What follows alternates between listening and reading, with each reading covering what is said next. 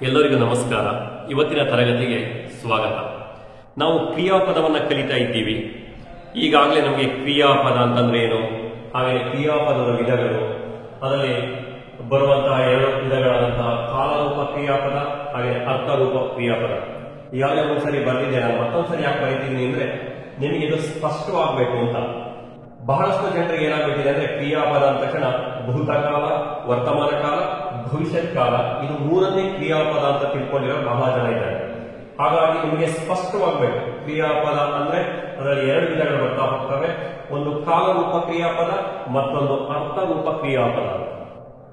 ಕಾಲರೂಪ ಕ್ರಿಯಾಪದ ಬಂದಾಗ ಮಾತ್ರ ಭೂತಕಾಲ, ವರ್ತಮಾನ ಕಾಲ, ಭವಿಷ್ಯತ್ ಕಾಲ ಅಂತ ವಿಭಾಗಿಸ್ತಾ ಹೋಗ್ತೀವಿ. ಹಾಗೆ ಅರ್ಥರೂಪ ಅಂತ ಬಂದಾಗ ಅಲ್ಲಿ ವಿಧ್ಯರ್ಥಕ ಕ್ರಿಯಾಪದ, ಸಂಭಾವನಾರ್ಥಕ ಕ್ರಿಯಾಪದ ಹಾಗೆ ನಿಷೇಧಾರ್ಥಕ ಅನ್ನುವಂತ ಒಟ್ಟು 6 ವಿಧದ ಕ್ರಿಯಾಪದಗಳು ಬರ್ತವೆ ಅನ್ನೋದು ನಮಗೆ ಗೊತ್ತಾಗಬೇಕು.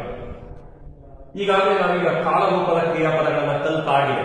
ಕಾಲರೂಪ ಕ್ರಿಯಾಪದ ಅಂದ್ರೆ ಏನು, ಅದನ್ನು ಬರುವಂತಹ ಈ 3 ವಿಧಗಳನ್ನ ಒಂದೊಂದಾಗಿ ಕಲಿತಾ ಹೋದ್ವಿ. ಜೊತೆಗೆ ಆ ಮೂರನ್ನು ಗುರುತಿಸೋದು ಹೇಗೆ ಅನ್ನೋದು ಕೂಡ ನಮಗೆ ಈಗಾಗಲೇ ಗೊತ್ತಾಗಿದೆ. ಹಾಗಾಗಿ ಕಾಲರೂಪ ಕ್ರಿಯಾಪದದಲ್ಲಿ ಯಾವುದೇ ಗೊಂದಲಗಳು ನಮಗಿಲ್ಲ. ಇದರ ನಂತರ ನಮಗೆ ಬಹಳ ಮುಖ್ಯವಾದಂತಹ ಮತ್ತೊಂದು ವಿಧ ಅಂದ್ರೆ ಅರ್ಥರೂಪ ಕ್ರಿಯಾಪದಗಳು. ಇದಕ್ಕೆ ಹೋಲಿಸಿದ್ರೆ ಇದನ್ನ ಜಾಸ್ತಿ ಪರೀಕ್ಷೆಗಳಲ್ಲಿ ಕೇಳ್ತಾ ಇರೋದು ಯಾವುದಂದ್ರೆ ಅರ್ಥರೂಪ ಕ್ರಿಯಾಪದವನ್ನೇ ಕೇಳೋದ್ರಿಂದ ನಾವಿವತ್ತು ಅರ್ಥರೂಪ ಕ್ರಿಯಾಪದವನ್ನು ಕೂಡ ಬಹಳ ಕಲಿಯುವ ಅವಶ್ಯಕತೆ ಇದೆ. ಜೊತೆಗೆ ಅದನ್ನ ಹೇಗೆ ಕಂಡು ಹಿಡಿಯೋದು ಅಥವಾ ಗುರುತಿಸೋದು ಹೇಗೆ ಅನ್ನೋದು ಕೂಡ ಬಹಳ ಮುಖ್ಯ ಆಗಿರೋದ್ರಿಂದ ನಾವು ಇವತ್ತಿನ ತರಗತಿಯಲ್ಲಿ ಈ ಅರ್ಥರೂಪ ಕ್ರಿಯಾಪದವನ್ನ ಸುಲಭವಾಗಿ ಅರ್ಥ ಮಾಡಿಕೊಳ್ಳುವ ಪ್ರಯತ್ನವನ್ನ ಮಾಡೋಣ. ಅದು ಹೇಗೆ ಒಂದು ವಿದ್ಯಾರ್ಥಕ ಕ್ರಿಯಾಪದ ಅಂದ್ರೆ ಏನು, ಅಥವಾ ಸಂಭಾವನಾರ್ಥಕ ಕ್ರಿಯಾಪದ ಅಂದ್ರೆ ಏನು, ಅಥವಾ ನಿಷೇಧಾರ್ಥಕ ಕ್ರಿಯಾಪದ ಅಂದ್ರೆ ಏನು ಅಂತೇಳಿ ಸುಲಭವಾಗಿ ಅರ್ಥ ಮಾಡಿಕೊಳ್ಳುವ ಪ್ರಯತ್ನವನ್ನ ಇವತ್ತಿನ ತರಗತಿಯಲ್ಲಿ ನಾವು ಮಾಡೋಣ.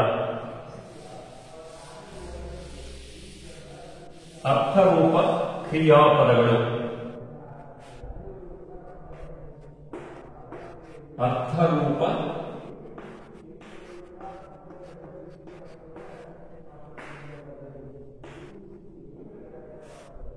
ಹೆಸರೇ ಹೇಳ್ತಾ ಇದೆ ಅರ್ಥರೂಪ ಕ್ರಿಯಾಪದ ಅಂತ.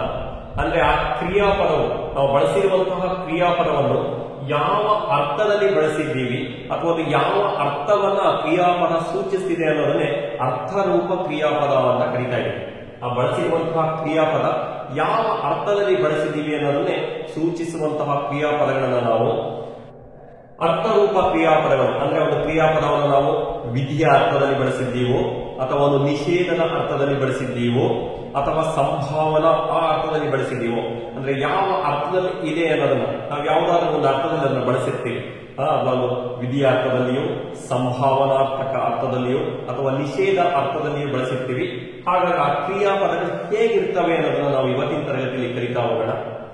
ನಾವು ಅರ್ಥರೂಪ ಕ್ರಿಯಾಪದದಲ್ಲಿ ಮೊದಲನೇ ವಿಧವಾಗಿರುವಂತಹ ವಿಧ್ಯರ್ಥಕ ಕ್ರಿಯಾಪದವನ್ನ ಇವತ್ತಿನ ತರಗತಿಯಲ್ಲಿ ಕಲಿತಾ ಹೋಗೋಣ. ವಿಧ್ಯರ್ಥಕ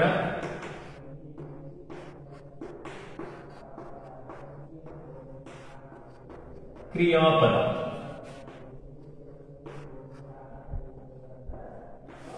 ನಾವು ವಿಧ್ಯರ್ಥಕ ಕ್ರಿಯಾಪದವನ್ನ ಒಂದಷ್ಟು ಉದಾಹರಣೆಗಳ ಮೂಲಕ ಅರ್ಥ ಮಾಡ್ಕೊಳ್ಳೋದು ಒಳ್ಳೆಯದು.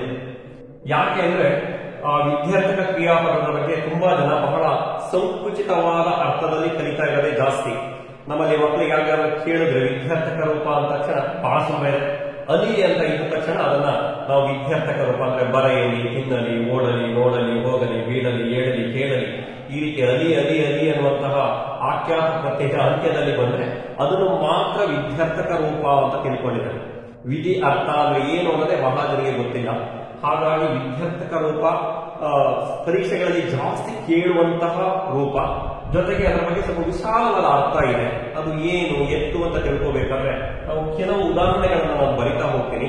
ಅದರ ಆಧಾರದಲ್ಲಿ ನಾನು ಅರ್ಥ ಮಾಡಿಸೋ ಪ್ರಯತ್ನವನ್ನ ಮಾಡ್ತೀನಿ. ಇವತ್ತಿನಿಂದ ಸಂಕುಚಿತ ಅರ್ಥ ಹೋಗ್ಬೇಕು. ಬರೀ ಹೋಗಲಿ, ಅಲಿ ಅಂತ ಇದ್ದ ತಕ್ಷಣ ಅದು ವಿಧ್ಯರ್ಥಕ ರೂಪ ಅಂತ ನಮ್ಮ ತಲೆಯೊಳಗಿದ್ರೆ ಇವತ್ತಿನ ತೆಗೆದು ಸ್ವಲ್ಪ ವಿಶಾಲವಾದ ಅರ್ಥದಲ್ಲಿ ಆ ವಿಧ್ಯರ್ಥಕ ಕ್ರಿಯಾಪದವನ್ನ ನಾವು ಅರ್ಥ ಮಾಡ್ಕೊಳ್ಳೋದು ಒಳ್ಳೆಯದು. ಹಾಗಾಗಿ ನಾನು ಬರಿತಾ ಹೋಗ್ತೀನಿ ಕೆಲವು ಉದಾಹರಣೆಗಳನ್ನ ನೋಡಿ. ಅವನಿಗೆ ದೇವರು ಒಳ್ಳೆಯದನ್ನು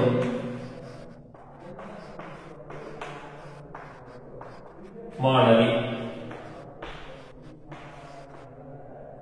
ಅವನು ಹಾಳಾಗಿ ಹೋಗಲಿ. ಅವಳು ನಾನು ಹೇಳಿದ್ದನ್ನು ಬರೆಯಲಿ.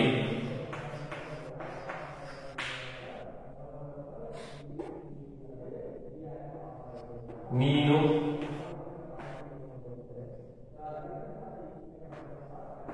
ನಾನು ಹೇಳಿದ್ದನ್ನು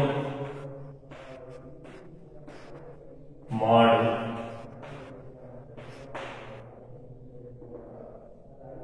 ಹಾಗೆಯೇ ಬೇರೆ ಬೇರೆ ರೂಪಗಳನ್ನು ಬರಿತಾ ಹೋಗಿದ್ದೀನಿ, ಬೇರೆ ಬೇರೆ ವಾಕ್ಯಗಳು ಬರ್ತಾ ಹೋಗಿದೆ. ಇನ್ನೊಂದು ಎರಡು ವಾಕ್ಯಗಳನ್ನು ನೋಡೋಣ. ನಾವು ಒಳ್ಳೆಯದನ್ನು ಮಾಡೋಣ. ನಾನು ಹೊರಡಲೆ.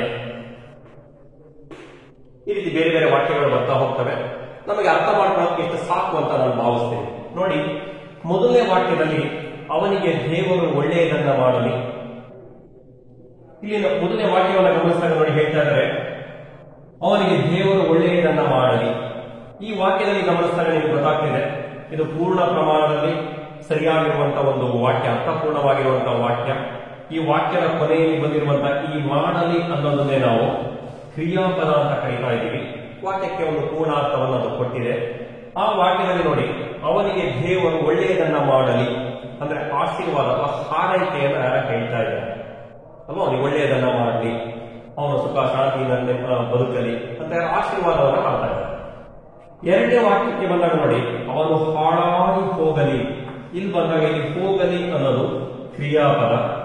ಈ ವಾಕ್ಯವು ಕೂಡ ಅರ್ಥಪೂರ್ಣವಾಗಿದೆ. ಈ ವಾಕ್ಯಕ್ಕೆ ಬಂದಾಗ ಅವನು ಹಾಳಾಗಿ ಹೋಗಲಿ. ಏನ್ ಮಾಡ್ತಾ ಇದ್ದಾರೆ? ಅವನ ಶಾಪ ಹಾಕಿದ್ದಾರೆ. ಅವನು ಹಾಳವಾಗಿ ಹೋಗಲಿ, ಅವನು ಮನೆ ಬೆಂಕಿ ಬೀಳಿ, ಅವನು ಬಾಯಿ ಮಣ್ಣು ಹಾಕ್ಲಿ. ನೋಡಿ, ಯಾರೋ ಶಾಪ ಹಾಕ್ತಾ ಇದ್ದಾರಲ್ಲಿ. ಮೊದಲನೇ ವಾಕ್ಯಕ್ಕೆ ಬಂದಾಗ ಅಲ್ಲಿ ಆಶೀರ್ವಾದ ಅಥವಾ ಹಾರೈಕೆ ಇತ್ತು. ಎರಡನೇ ವಾಕ್ಯಕ್ಕೆ ಬಂದಾಗ ಇಲ್ಲಿ ಶಾಪ ಹಾಕ್ತಾರೆ. ಮನೆ ಹಾಳಾಗಿ, ಅವನ ಮನೆ ಬೆಂಕಿ ಬೀಳಲಿ, ಅವನ ಬಾಯಿ ಮಣ್ಣು ಬೀಳಲಿ, ಅವನು ಆಪತ್ತು ಬಂದು ಚಾಪೆ ಸುತ್ಕೊಂಡು ಹೋಗ್ಲಿ ಎಲ್ಲ ಬರ್ತಾ ಇರ್ತಾರಲ್ವ. ಇಲ್ಲಿ ಬೈತಾ ಇದ್ದಾರೆ, ಯಾರೋ ಬಂದಾಗ ಬೈತಾ ಇದ್ದಾರೆ. ಇಲ್ಲಿ ಬಂದಾಗ ನೋಡಿ, ಅವಳು ನಾನು ಹೇಳಿದ್ದನ್ನು ಬರೆಯಲಿ. ಇಲ್ಲಿ ಯಾರೋ ಸಮ್ಮತಿಯನ್ನ ಕೊಡ್ತಾ ಇದ್ದಾರೆ ಅಲ್ವಾ. ಆ ಹುಡುಗಿ ಅಥವಾ ವಿದ್ಯಾರ್ಥಿ ನಾನು ಹೇಳಿದ್ದನ್ನ ಬರೆಯಲಿ, ನಾನು ಹೇಳಿದ್ದನ್ನು ಓದಲಿ ಅಥವಾ ತಿನ್ನಲಿ ಅಥವಾ ಬರಲಿ ಈ ರೀತಿ ಹೇಳ್ತಾ ಇದ್ದಾರೆ. ಅಥವಾ ಆಡಲಿ, ನೋಡಲಿ, ಕೇಳಲಿ ಅಂತ ಹೇಳ್ತಾರೆ. ಅಂದ್ರೆ ಇಲ್ಲಿ ಸಮ್ಮತಿಯನ್ನ ಕೊಡುವ ಅರ್ಥದಲ್ಲಿ ಈ ವಾಕ್ಯದಲ್ಲಿ ಬರೆಯಲಿ ಅನ್ನುವ ಕ್ರಿಯಾಪದ ಬಂದಿದೆ. ಅಂದ್ರೆ ಈ ವಾಕ್ಯವನ್ನು ಗಮನಿಸಿದಾಗ ಈ ವಾಕ್ಯದಲ್ಲಿ ಸಮ್ಮತಿಯನ್ನು ಕೊಡುವ ಅರ್ಥದಲ್ಲಿ ಬರೆಯಲಿ ಅನ್ನುವ ಪದ ಪ್ರಯೋಗವಾಗಿದೆ. ಇಲ್ಲಿ ಬಂದಾಗ ನೋಡಿ, ನೀನು ನಾನು ಹೇಳಿದ್ದನ್ನು ಮಾಡು. ನೋಡಿ, ಇಲ್ಲಿ ಬಂದಾಗ ಹೇಳ್ತಾ ಇದ್ದಾರೆ, ನಾನು ಹೇಳಿದ್ದನ್ನ ನೀನು ಮಾಡು. ನಾನು ಹೇಳಿದನಲ್ಲ ಕೆಲಸ ನೀನು ಮಾಡು. ನಾನು ಹೇಳ್ತಾ ಇದ್ದೀನಿ ನೀನು ತಿನ್ನು. ನಾನು ಹೇಳ್ತಾ ಇದ್ದೀನಿ ನೀನು ಬರೆ. ನಾನು ಹೇಳ್ತಾ ಇದ್ದೀನಿ ನೀನು ಮಾಡ ಹೋಗು. ಇಲ್ಲಿ ಮಾಡ ಹೋಗು. ನೀನು ಆಜ್ಞೆ ಮಾಡ್ತಾ ಇದ್ದೀನಿ ನಾನು. ನೋಡಿ, ಆಜ್ಞೆಯನ್ನು ಕೊಡ್ತಾ ಇದ್ದೀನಿ ನಾನು. ನೀನು ನಾನು ಹೇಳಿದ್ದನ್ನ ಮಾಡು. ನಾನು ಹೇಳ್ತಾ ಇದ್ದೀನಿ ತಿನ್ನು. ಇಲ್ಲಿ ಆಜ್ಞೆಯನ್ನು ಮಾಡುವ ಅರ್ಥದಲ್ಲಿ ಬರ್ತಾ ಹೋಗಿದೆ. ಈ ಆಜ್ಞೆಯನ್ನು ಮಾಡುವ ಸಂದರ್ಭದಲ್ಲಿ ಬಂದಿದೆ.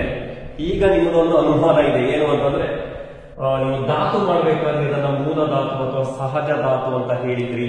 ಇಲ್ಲಿ ನೋಡಿದ್ರೆ ಮಾಡುವನ್ನೋದನ್ನ ಕ್ರಿಯಾಪದ ಅಂತ ಹೇಳ್ತಾ ಇದ್ದೀರಿ ಅನ್ನೋದೊಂದು ಅನುಮಾನ ಬರಷ್ಟು ಆಗಿದೆ. ಆಗ್ಬೇಕದು ಕೂಡ.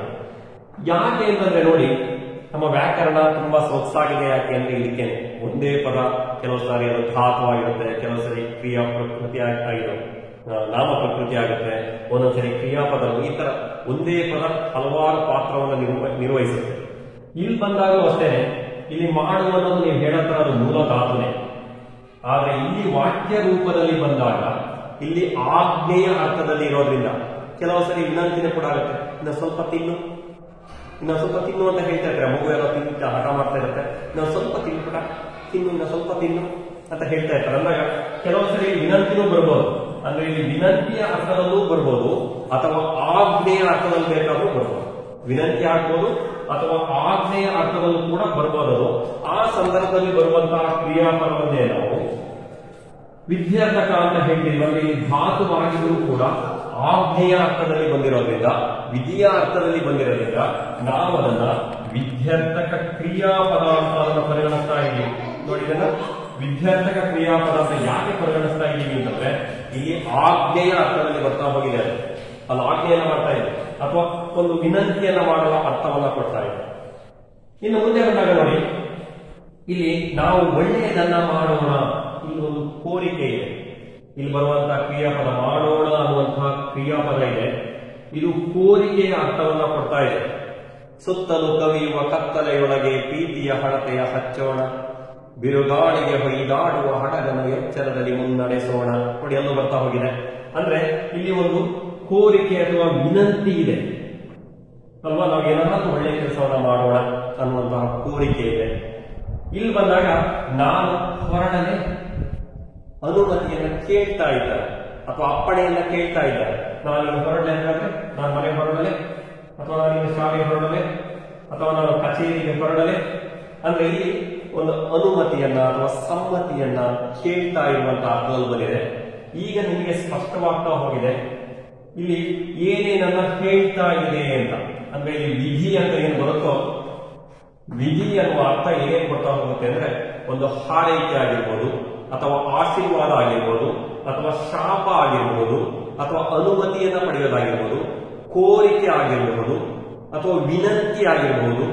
ಈ ಎಲ್ಲವನ್ನ ಸೂಚಿಸುವಂತಹ ಕ್ರಿಯಾಪದಗಳನ್ನೇ ನಾವು, ಅಂದ್ರೆ ಎಲ್ಲ ಅರ್ಥದಲ್ಲಿ ಬಳಸಲ್ಪಡುವಂತಹ ಕ್ರಿಯಾಪದವನ್ನೇ ನಾವು ವಿಧ್ಯರ್ಥಕ ಕ್ರಿಯಾಪದ ಅಂತ ಕರಿತೀವಿ.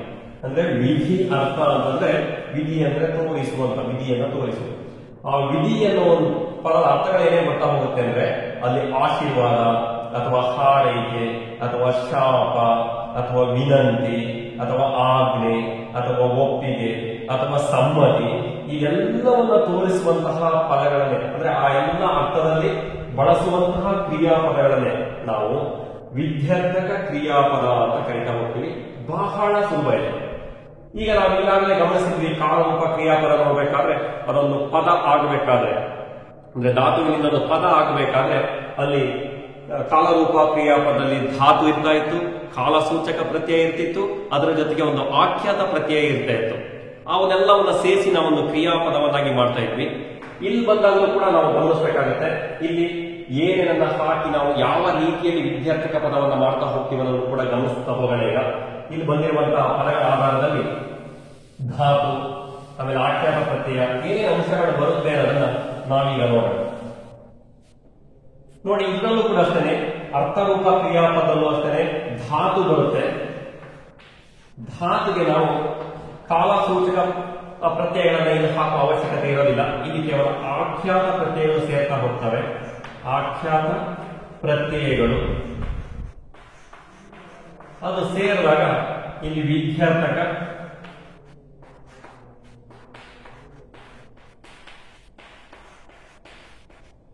ಕ್ರಿಯಾಪದ. ಇಲ್ಲಿ ಗಮನಿಸಿ, ಇಲ್ಲಿ ಧಾತು ಇದೆ, ಜೊತೆಗೆ ಆಖ್ಯಾತ ಪ್ರತ್ಯಯ ಮಾತ್ರ ಇದೆ. ಇಲ್ಲಿ ಕಾಲಸೂಚಕ ಪ್ರತ್ಯಯಗಳು ಬರೋದಿಲ್ಲ.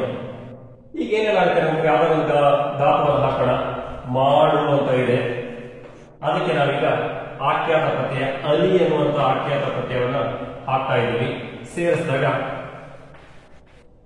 ಮಾಡಲಿ ಅಂತ ಆಯ್ತು, ಅಥವಾ ಹಾಳಾಗಿ ಹೋಗಲಿ ಅಂತ ಆಯ್ತು, ಹೋಗು ಪ್ಲೇಸರಿ ಹೋಗಲಿ ಅಂತ ಆಗುತ್ತೆ. ಹಾಗೆ ಹೊರಡಲಿ ಅಂತ ಆಯ್ತು, ನೋಡಿ ಹೊರಡು, ಅದಕ್ಕೆ ಅಲೆ ಅನ್ನುವಂತಹ ಪ್ರತ್ಯಯ ಸೇರುತ್ತೆ. ಸೇರಿಸಿದಾಗ ಹೊರಡಲಿ ಅಂತ ಆಗುತ್ತೆ.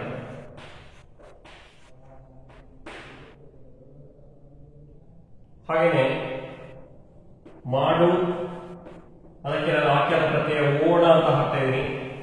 ಹಾಕಾಗ ಮಾಡೋಣ, ಒಳ್ಳೆಯ ಕೆಲಸವನ್ನ ಮಾಡೋಣ.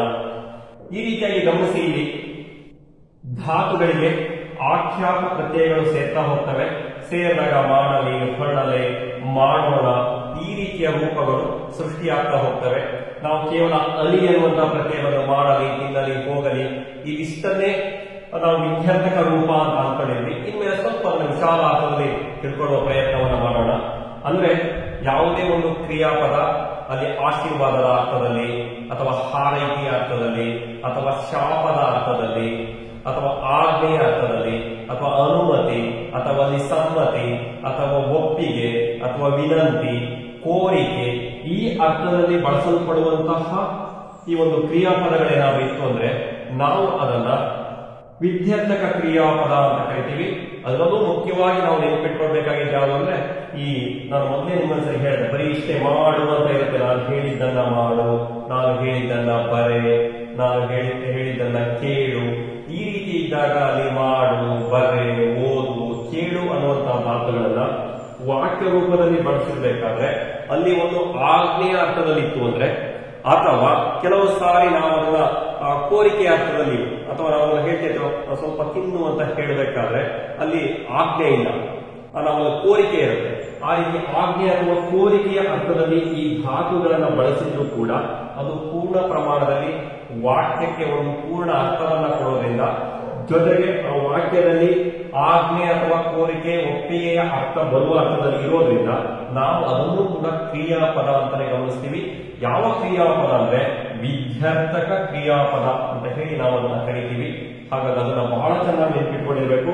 ಇವತ್ತಿನಿಂದ ವಿದ್ಯಾರ್ಥಕ ಕ್ರಿಯಾಪದವನ್ನ ನೀವು ಇಷ್ಟು ವಿಶಾಲ ಅರ್ಥದಲ್ಲಿ ಗ್ರಹಿಸ್ತೀರಿ ಅಂತ ನಾನು ಭಾವಿಸ್ತೀನಿ. ಇದಿಷ್ಟು ವಿದ್ಯಾರ್ಥಕ ಕ್ರಿಯಾಪದಗಳಿಗೆ ಸಂಬಂಧಪಟ್ಟಂತಹ ವಿಚಾರ ಸುಲಭವಾಗಿ ಕಲ್ತಿದ್ದೀರಿ ಅಂತ ನಾನು ಭಾವಿಸ್ತಿದ್ದೀನಿ. ನಾವು ಮುಂದಿನ ತರಗತಿಯಲ್ಲಿ ಅರ್ಥರೂಪ ಕ್ರಿಯಾಪದದ ಇನ್ನುಳಿದ 2 ವಿಧಗಳು, ಸಂಭವನಾರ್ಥಕ ಹಾಗೆಯೇ ನಿಷೇಧಾರ್ಥಕ ಕ್ರಿಯಾಪದಗಳಿದ್ದಾವೆ. ಇದಕ್ಕಿಂತ ತುಂಬಾ ಸರಳವಾಗಿದೆ. ಹಾಗಾಗಿ ನಾನು ಮುಂದಿನ ತರಗತಿಯಲ್ಲಿ ಆ 2 ವಿಧಗಳೊಂದಿಗೆ ನಿಮ್ಮ ಮುಂದೆ ಬರ್ತೀನಿ ಅಂತ ಹೇಳ್ತಾ ಎಲ್ಲರಿಗೂ ನಮಸ್ಕಾರಗಳು.